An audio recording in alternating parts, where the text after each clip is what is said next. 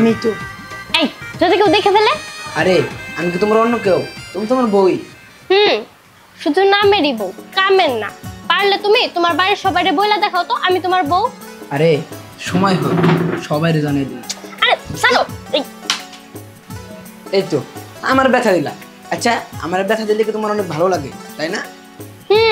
আমার আশপাশে যদি এরকম ঘুরঘুর ঘুরঘুর করতে থাকেন না, তাহলে এরকম দু একটা বাড়ি খাইতেই হবে, কিছু করার নাই। আর তার থেকে বড় কথা, আপনার পক্ষে এত সাহস, কিন্তু এখন পর্যন্ত আপনার বাপ মায়ের জানাইতে পারলেন না যে আমি আপনার ঘরের বউ। বুঝতে পারছেন? রাখছেন তো কাজের বেটি বানায়। তা দেখে আমার বউর কাজ করতে করতে হাতটা শক্ত হয়ে গেছে। এখন কই রে, তাড়াতাড়ি বাবাকে চাটা দে। আসতেছি খালা। এই খালা বললা কেন? হ্যাঁ ওটা তো তোমার শাশুড়ি লাগে।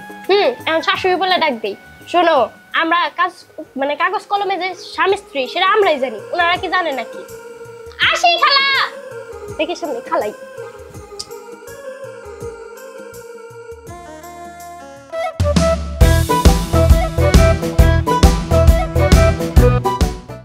বৌমা, তুমি কাকে চার অর্ডার দিলা? জানো তো যে আমি চা ছাড়া চলতে পারি না। আব্বা আমি তো বললামই, ও মনে হয় খেয়াল করে নাই। আচ্ছা ঠিক আছে, আমি নিজে চাটা বানাই আনতেছি, তারপরে দেখতাছি যে কেন আসে নাই। আর ইদানিং কেমন জানি ও ঠিক মতো কোনো কাজেও মন দিতেছে না। আমি যাইতাছি। বুঝি না কিছু, আজকাল কি হয়েছে, যত সব আউল ফাউল লোকজন নিয়ে কাজের লোক আসে, না কথা শোনে না কিছু। তো আমার আবুলি ভালো কাজের লোক ছিল, ও মেয়ে মানুষের মতো প্রতিটা কাজ করতো। এই যে দাদা আপনার চা। দাও।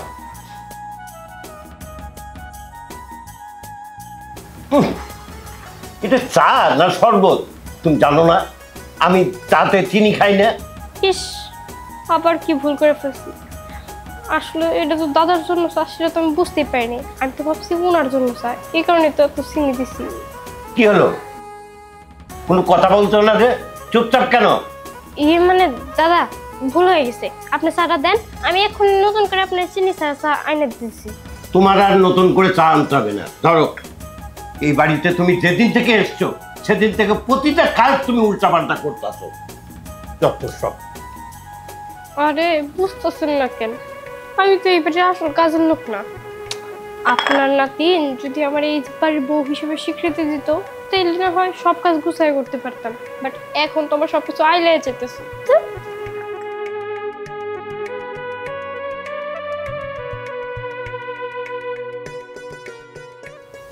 সোহাগ, তোর সাথে আমার কথা আছে। তুই আবুল কাজের লোকটারে বাড়ি থেকে তাড়াই দিয়ে কই থেকে একটা কাজের মেয়ে ধরে আনছিস? কেন মা, পরে আবার কি করলো? ও কি করলো শুনতে চাস? আমার একটা কথাও তো ঠিকঠাক মতো শোনে না। কখন থেকে ডাক দিয়ে তো দাদার চা দিতে বলছি, আসে নাই। কি করতেছে আল্লাহ জানে। তরকারি রাঁধতে দিলে হয়তো লবণ বেশি দিব, নাহলে হলুদ বেশি দিব, ঠিকঠাক মতো রান্নাটাও পারে না। ও কি কাজের মেয়ে নাকি অন্য কেউ? আসলে হয়েছে কি মা, ও তো আসলে অসহায় মেয়ে, তার জন্য আমি ওরা নিয়ে আইছি। তুমি একটু আরে শিখিয়ে দিলেই তো হয়। তুমি যদি একটু শিখিয়ে দাও তাহলে ও তো সব কাজ কাম করতে পারবো। তুমি একটু মা শিখিয়ে দিও। আরে এই জামানায় কেউ কেউ শিখাই দেয় না। আর আমি ওরা বসে বসে বেতন দিব?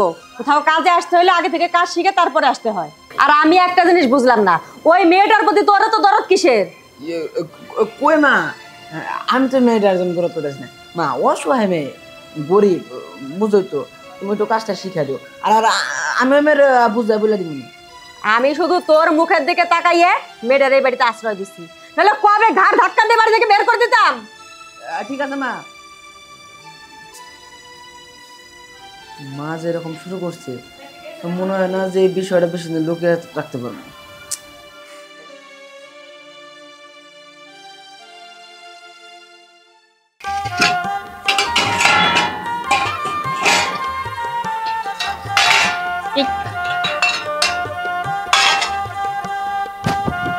না, সবকিছু তো ঠিকঠাক করলাম, এবার তো রান্না করতে হবে। কিন্তু রান্না যে করবো, দাদা শ্বশুর এখন পর্যন্ত বাজারও করলো না, কিছু বললো না, কি রান্না করবো? যাই আগে শাশুড়ি আম্মা দিয়ে এগিয়ে যাই।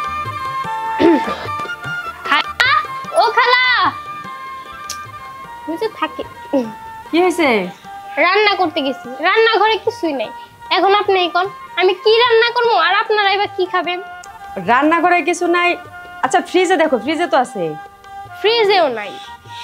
বলো কি, রান্নাঘরেও বাজার নাই, ফ্রিজেও কিছু নাই, আমি তো কিছুই জানি না। আচ্ছা বাবা কোথায়? সে কই গেছে তার তো খবরই নেই। ও, তাহলে নিশ্চয়ই বাজারে গেছে। তুমি এক কাজ করো, মশলাপাতি রেডি করে রাখো, বাজারটা নিয়ে আসলেই রান্নার কাজটা শেষ করো। ঠিক আছে, কিন্তু পরে কিন্তু আপনি আমার দোষ দিতে পারবেন না, কারণ আপনার ছেলের কিন্তু দেরিতে খেলে পেট ব্যথা করে। মানে আমার ছেলে দেরিতে খেলে পেট ব্যথা করে, এটা তুমি কিভাবে জানো? আসলে হয়েছে কি, আপনার ছেলে একদিন বলছিল, তাই মনে পড়ে গেছে ওটাই ও বললাম। তাই বলো। আমি এবার ভাবলাম যে তুমি মাত্র কয়েকটা দিন হয়েছে আমাদের বাড়িতে আসছো, এর মধ্যে এত খবর কিভাবে জানলা? না ওরকম কিছু না, আপনার ছেলে বলছিল। বুঝতে পারছি। আচ্ছা ঠিক আছে, তুমি যাও, রান্না করে যাও। ঠিক আছে। বড় বাচ্চা বেঁচে গেছি। আরে একটুর জন্যই তো বইলা দিতেছিলাম যে আমি ওনার ছেলের বউ। যাই হোক, বড় বাচ্চা বেঁচে গেছি। যাই, আমি কাজে যাই।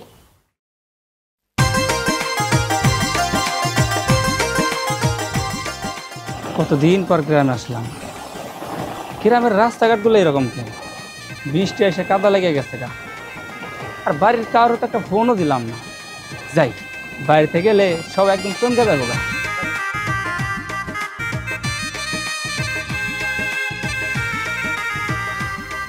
ও বৌমা, কই গেলা? কই গেল বৌমা? এদিকে আসো, আরে বাজার আনছি তো, এই নাও। এত বাজার নিয়ে আসছেন আব্বা? আরে বৌমা, তুমি বুঝতেছো না, বৃষ্টি কাদা পানির দিন, এর লেগে বেশি করে বাজার করে আনলাম, যাতে প্রতিদিন বাজারে না যেতে হয়। আব্বা তা আপনি খুব ভালো কাজ করছেন। আপনি বুড়ম্বি মানুষ, এত কষ্ট করে বাজার যাওয়ার কি দরকার ছিল? আমি না হয় সোহাগরেই পাঠাইতাম। আরে বৌমা, আমার বয়স হয়েছে, এখন একটু যদি হাঁটাহাঁটি না করি, এই জন্য বাজার সদাই করতে যাই, একটু শরীরটা ভালো থাকবে এই জন্যে। তারপর আব্বা আপনার কষ্ট হয়ে গেছে না?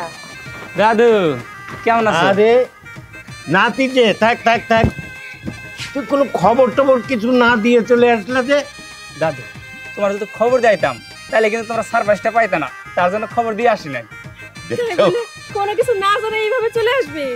ওই যে বললাম যে চমকাই দিমু।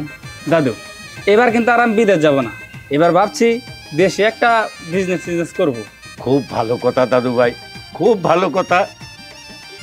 আব্বা ফুলাটা অনেক দূর থেকে আইছে, এবার একটু ঘরে যাক, বিশ্রাম টিশ্রাম করুক, তারপরে আলাপ সালাপ করা যাবে না। আচ্ছা আচ্ছা আচ্ছা।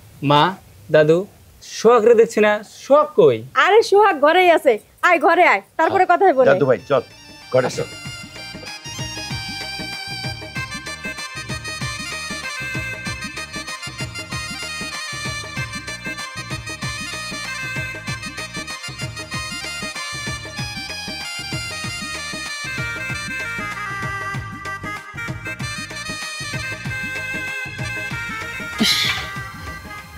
আমার রাঙা ওড়ার কত কষ্ট হয়ে যাচ্ছে।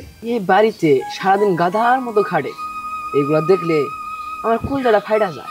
এত যদি বইয়ের লেগে মায়া থাকে, তাহলে বুক ফুলায় তোমার পরিবারের সবাই বইলেই তো দিতে পারো যে আমি তোমার বউ। এই সর্বনাশ, এখনো সময়ও নাই। বড় ভাই তো এখন ধরো বিয়াই করে নাই, বড় ভাই দেশে আসো, বিয়া করো, তারপর তোমার পরিচয় আমি সবাই দিই। তাহলে আর তোমার কি, তোমার বউ খাইটা মরুক বা বাইচে থাকুক, সেটা নিয়ে তোমার চিন্তা করতে হবে না। এই তুমি এগুলা কি কইতাছো? তোমার যদি কিছু হয় তাহলে আমি কি বাঁচমু? তুমি আমার জীবন, তুমি আমার নিঃশ্বাস, তোমার ছাড়া আমি এক মুহূর্ত থাকতে পারবো না। আর তাই চোখে চোখে রাখার জন্য আমার বাড়ির কাজের লোক হিসাবে তোমার আনছি।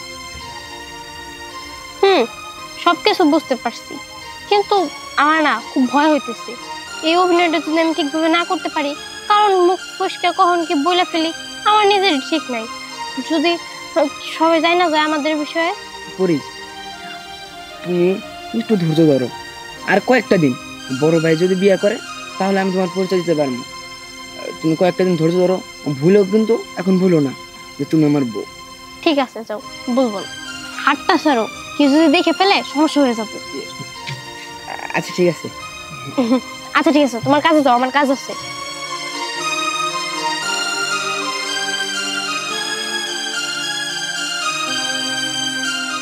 কি রানা, নাতি তুই যা বলছো তা কি সব সত্যি?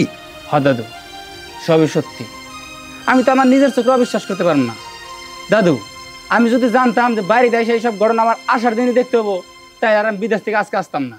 দাদু ভাই, তুমি যা বলছো এটা যদি সত্যি হয় আমি কোনোদিনও মেনে নেবো না। আব্বা, আপনি তো উত্তেজিত হবেন না, আপনি অসুস্থ হয়ে যাবেন, এমনিতে আপনার শরীরটা খারাপ। বৌমা, তুমি চুপ থাকো। আমার মান সম্মান সব ধুলার সাথে মিশে যাবে, আর আমি চুপ করে বসে বসে দেখবো? এটা আমি কোনোদিন হতে দেবো না। মা পরি, আমার খুব ভয় করতেছে। তোমার বিয়ের বিষয়টা তোমার শ্বশুরবাড়িটা করে জানাইছো? আরে না, এখন পর্যন্ত জানাই নেই। আর তোমার না কইছি এই বাড়ির আশপাশে আসবে না, কয়বার করে কইলাম, তারপরেও খালি বারবার এখানে আয়া পড়ো। কি করবো রে মা, তুই একটা মাত্র মাইয়া, তোর ছাড়া কেমন থাকতে পারি? আর তোর কি হইছে না হইছে নিজের একটু ভয় লাগে না মা, কি করবো? আব্বা তুমি চিন্তা করো না তো, খুব শীঘ্রই হয়েছে। আরে আব্বা তুমি চিন্তা করো না তো আমার নিয়ে। শোনো, আমার ভাসুর বিদেশ থেকে আসার পরে তারপরে আমার স্বামী বলছে যে এই বিষয়টা তার পরিবারের জানাবো। এখন এইসব নিয়ে চিন্তা করো না, আমার কিছু হবো না, তুমি যাও। ঠিক আছে মা, তুই সাবধানে চলিস আর তুই খাওয়া দাওয়া করিস। হ্যাঁ ঠিক আছে, তাই। হ্যাঁ, বাপের মন তো, মেয়ের জন্য তো একটু কান্না করবই। দাঁড়াও, এই পরি মেয়েটার পরিচয় কি? কি হলো, কথা বলছো না কেন? ওই মেয়েটার পরিচয় কি? মানে দাদা, ও কি কাজের মেয়ে, গরিব মেয়ে, অসহায় মেয়ে। মিথ্যা কথা বলো না, সত্য যা তাই বলো। মানে দাদা, আমি আর সত্যিটা লুকিয়ে রাখতে চাচ্ছি না। আসলে আমরা দুজনের ভালোবাসি, আর আমরা দুইজনে বিয়েও করছি। কি, তুমি একটা কাজের মেয়েকে ভালোবাসছো আবার তাকে বিয়েও করছো? দাদা, ও কাজের মেয়ে না, ওর পরিচয় আছে। তা ওর কি পরিচয় একটু শুনি। আমার বাবার নাম বকুল, আর উনি একজন গরু ব্যবসায়ী। কি, তুমি ওই বকুল দালালের মেয়ে? তোমার সাহস তো কম না। তুমি একটা সামান্য দালালের মেয়ে হয়ে আমার নাতির সাথে প্রেম প্রীতি করে বিয়ে করছো না? টাকা পয়সার বহুত লোভ না? বুঝতে পেরেছি। শোনো, তুমি যে আশা করছো এটা কোনোদিনই আমি মেনে নেবো না। দাদা, তুমি কেন মানবা না? হ্যাঁ, এই পরি বাবা একজন গরুর দালাল দেখে কেন? ওরা কি মানুষ না? আচ্ছা দাদা, তুমি কি ভুলে গেছো তুমি আগে কি ছিলা? দাদা, তুমি নিজেই বলছো, আমার আর রানা বাইরে গল্প শুনাইছো যে তুমি ছোটবেলায় কি ছিলা। তুমি তো ছিলা সামান্য একজন কুলি, আজ কুলি থেকে এই অবস্থা। আচ্ছা দাদা, পরে যদি এখন তোমাকে কুলি বলে অপমান করে, তুমি তাহলে পরে সামনে মুখ দেখাবে কিভাবে? দাদা, সব ঠিকই বলছি। আমরা আসলে টাকা বেশি হয়ে যাওয়ার কারণে আমরা কিন্তু অনেকটা অহংকারে হয়ে গেছি। তবে সোহাগ যদি পরিরে ভালোবাসা যদি সুখ হইতে পারে, তাহলে আমাদের আপত্তি কি? আমাদের সম্পর্কটা মেনে নেওয়াই ভালো। হ আব্বা, আমিও চাই যে সোহাগ পরির নিয়েই থাকুক, আর পরি আমার ঘরের বউ হয়েই থাক। কারণ ওর ভালোবাসা যদি মাইনে না নেই, ওর যদি আমরা জোর করে আরেক জায়গায় বিয়ে দেই, এমনও তো হইতে পারে যে সেই বউটা ভালো হইব না। তাই বলি কি, মাইনে নেন। ঠিক আছে, বৌমা আর আমার বড় নাতি যখন বলছে তাহলে আমি মেনে নিলাম। তবে এইভাবে না, আমার ছোট নাতির বউ আনবো, অনেক ধুমধাম করে তারপরে নিয়ে আসবো।